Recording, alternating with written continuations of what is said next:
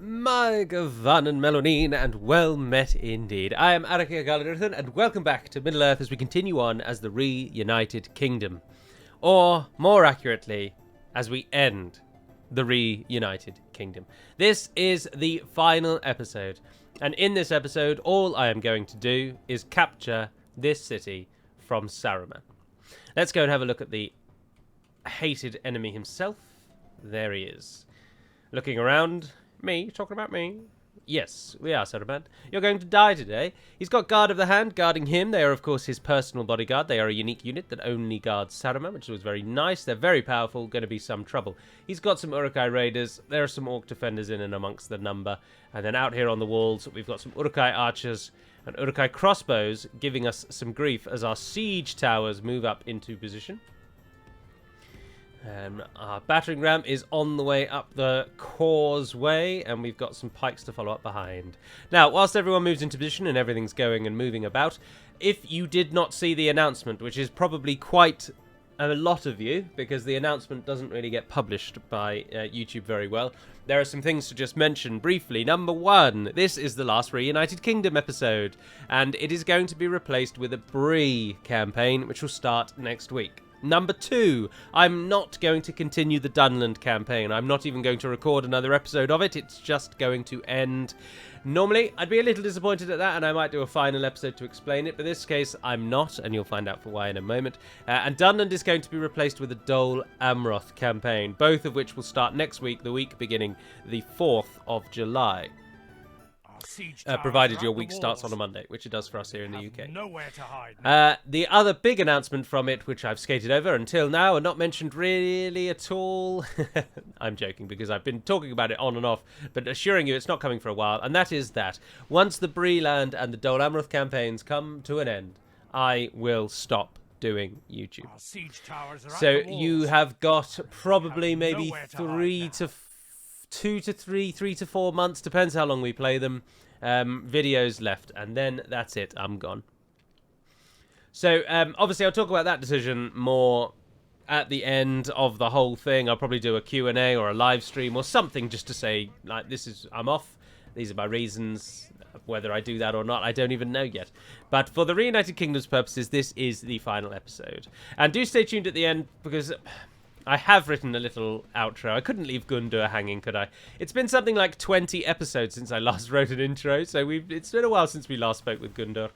But I've written a little outro for him as well. And the other thing I'm going to do is I'm going to then merge, I'm going to make a video just exclusively of all of the intros that I wrote for the Reunited Kingdom. Just if you're interested, you can then listen along to the full story of Gundur. Because, of course, I missed out a large chunk in the middle. So the last time we had an episode with him, I think, was episode 27, and now we're on 48 or 6 or 7 or 9 or something. So it's been a while. Not sure what you guys are doing. You got to the gate and then stopped. The battering ram is in place. But the towers are up. Not be long before our enemy's defenses fall. We can move them forward. Adrian, you can come and get involved. How many of the enemy have died? No percent, and we've lost 2% of ourselves. And now that we've got troops on the walls. Oh, he's absolutely wigging out. He's T-posing. He's T-posing. It always happens every now and then. So, yes, I just wanted to complete the Reunited Kingdom. I just wanted to round that one out, but I'm not as bothered about rounding out the Dunland one. I had originally plans, obviously, to just restart it, but then I wanted to end the channel on my 2 favourite campaigns. And that's why we're going with Bree and Dol Amroth. Dol Amroth was last on the channel 2 years ago. 2.5 years ago was the start of that campaign. It lasted quite a long time. Bree hasn't been on the channel for a lot longer. 3 or 4 years, I think. You can see in the videos. You can sort them by date, and you can search for Bree. I can't remember when it was, but I'm not too fussed though, because Dol Amroth needs to bookend the series, the channel, sorry. And Dol Amroth was the first campaign I ever did for YouTube, as some of you may recall. So it is now only fitting that Dol Amroth is the last campaign. So whilst Bree and Dol Amroth will start at the same time, Dol Amroth will be the one that actually ends it all. Our soldiers have proved their worth today. The enemy's walls belong to us now. Isn't there a way to come through? There is, isn't there? climb up there and kill them. Because I'm fairly certain we can come through there. Right, let's try it. So all of you guys, get up on that wall. Well, one of you, I suppose, can walk at them. Come on, come on. They move so slowly. No, look, they changed their mind again. I'm sure they can go through that door and they pop out here. Unless it's been changed. Because they're not fancying it, are they? No, if that is possible, it doesn't seem to be anymore. How are we doing on the wall? Why have we not won here yet? Oh, in essence we have. In essence, we have the essence of victory. Right, get yourselves down off the wall, please. Come on. This battle map is the peak of janky, horrible battle maps that are custom settlements. Alright, in we go. You may as well just actually tell the entire army to come and charge into here. Oh, looks like someone over there was going to go through. Yes, they're going to go through. Interesting how you get them to do it. We've lost control of the castle.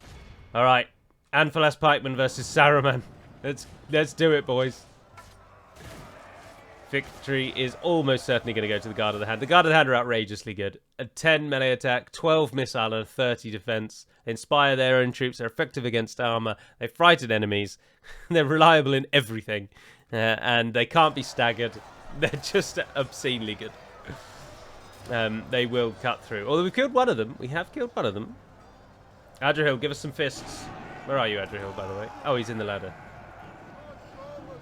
Not a particularly safe place for a well-meaning gentleman to be. Our allied army is also just blobbing into the center when now the gate's down. As you'll recall, that we have two armies here.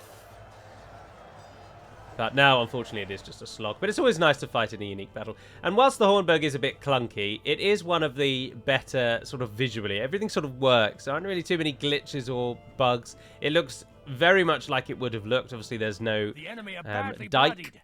They have lost half their men. Although the dike was a little further out, would it be? You'd still be able to see it from here, I suppose. But it can't have things like that, kind of geographical features. The game just can't allow it.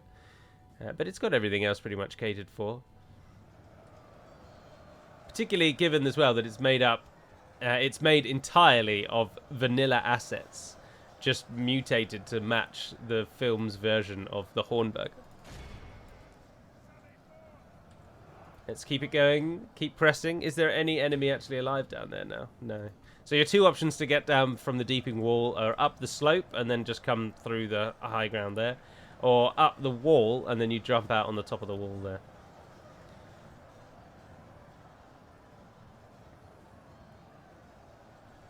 How are we doing? Oh, they're dead. How many did you kill? Oh, they killed about 10. That's not bad. That's not bad.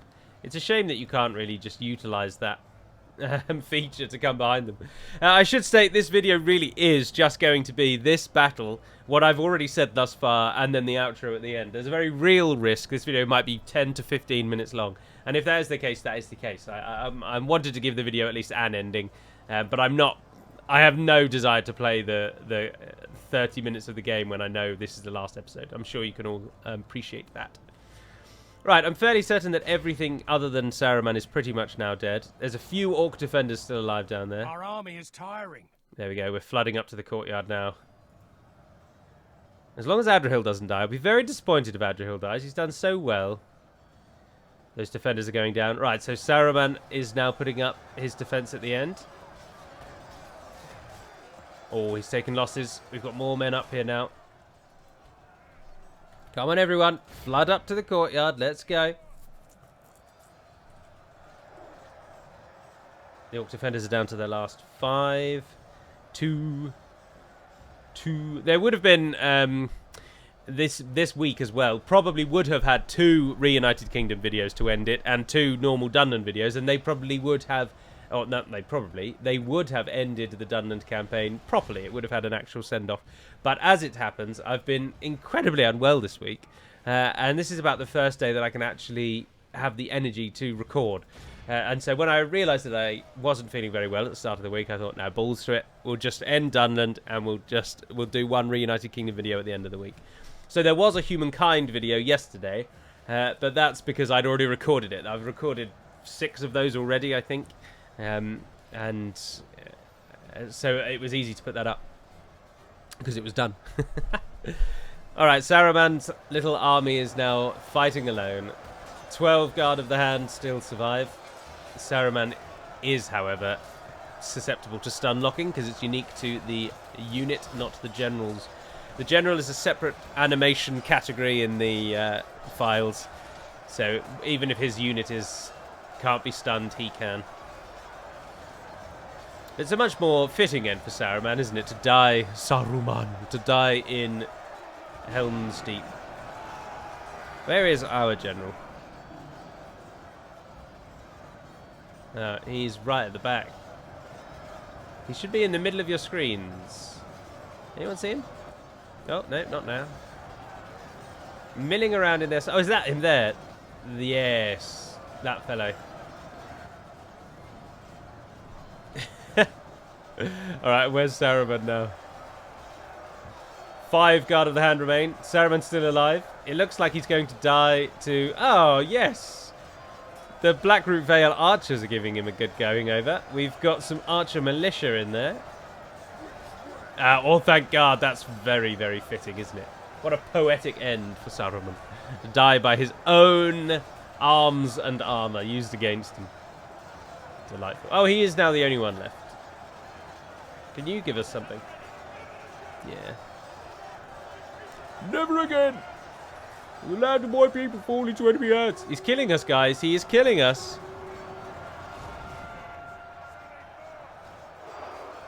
Speed it up, because it might take ages. And when I say might take ages, it is going to take a bloody ages. If we continue like this, we will smash the enemy. Oh, Adrian finally got round the back.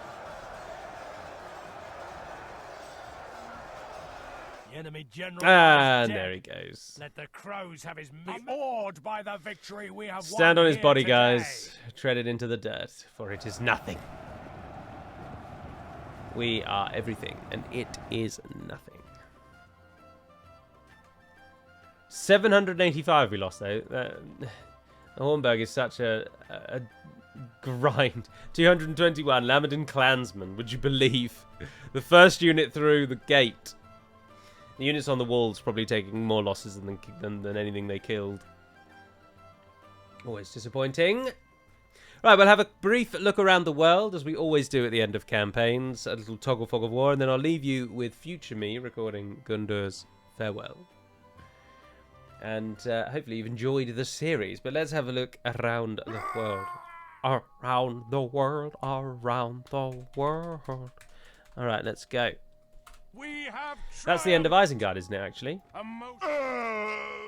Oh dear, it's the end of someone. Most advanced faction clans of Enedwythe. Damn shame. Bree and Angmar at war again, always. And Dominion of Isengard, gone. Just as Rohan was then kicking up into being the biggest nation. So, speaking of biggest nations, Angmar, me, Enedwythe, and maybe Rune are currently the game's biggest players. Khand and Harad, if one of them had died and the other one had mopped up all the land, they would be the undisputed biggest nation, I think.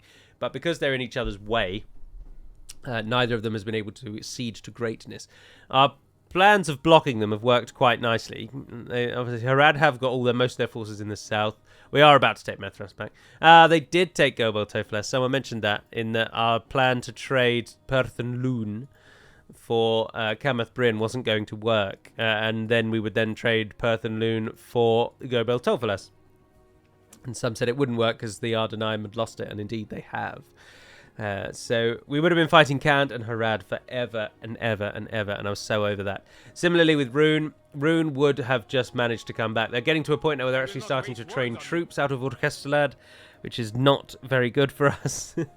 And our plans to hold them in Varfest, I don't think would have worked. And where they would have done if we could then have quickly taken Gellibrand, Dantelad, and Dorthalu, given those to either the Elves or Dolwinian, whichever one, they would have held those no trouble, which means we would have boarded Rune in Varfest only, because of course we would have taken back Fengador, and we would have probably sacked Orkestrlad and then given it back to them and just repeated, so that it never went to Mordor. We just wanted to shut Mordor out.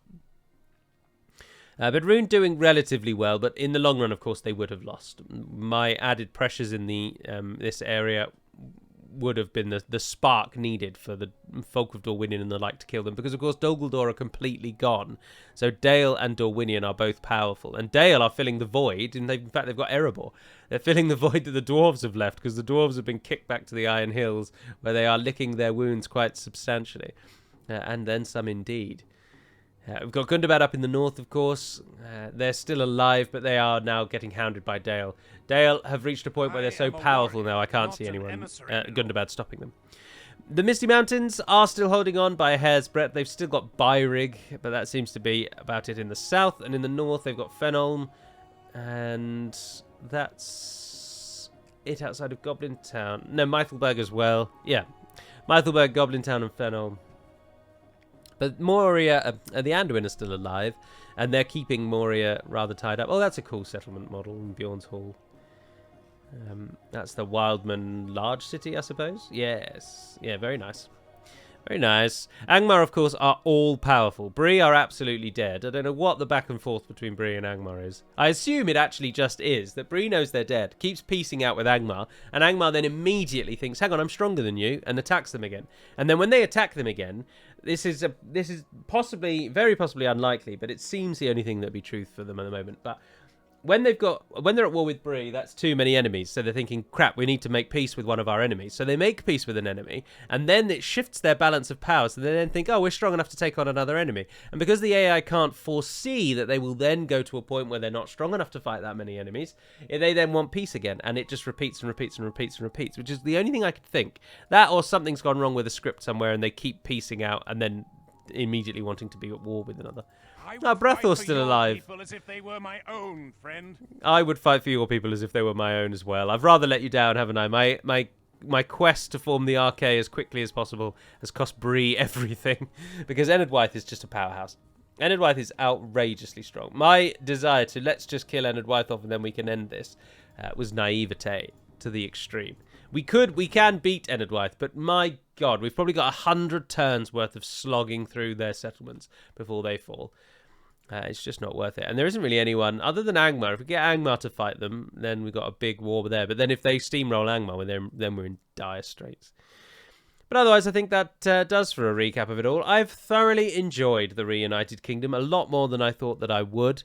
I'm very pleased that you can get it as early as I got it. I'm pleased that in doing that, you then are tasked with a difficult challenge of how do you save Gondor against the number of enemies you're up against. And I think I went about it in the right way. Break them down, block them, and fight where you can fight. Imrahil guarding the bridge, looking fun. The age thing is so annoying because the characters live to 150 is the highest age unless it's been changed, and about 120 is when they start getting old age traits. But the portraits don't take on the old age for the from the base game. So it starts making them look old when they hit about 45 up to 55. At some point in that region, they'll start going grey, which means that you've just all of your generals look old when in truth they've got 100 years left in them yet. And so that's always been a disparity. But otherwise, that's it. I have enjoyed the Reunited Kingdom. I've enjoyed the length of this playthrough.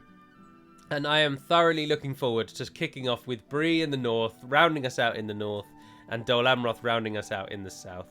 I know we're fighting against enemies we've already fought against, but I can't not say goodbye to YouTube without a Dol Amroth campaign. They are literally my raison d'etre, and I shall not be whole until I have played them one last time. So I do hope that you'll stick with me as we kick off a Bree and a Dol Amroth campaign next week. At some point over the coming days, there'll be a video just showcasing all of the intros and the one outro for the Reunited Kingdom campaign. So if you're interested in those little stories, there'll be a video that just literally plays them all back to back. So you can watch that if you want to. But otherwise, I shall leave you with Future Me. And the end of the tale, the end of the road for Dunland's finest gentlemen. And until we all speak again, dear friends, Nevair Neden Perimad Melunin, and farewell.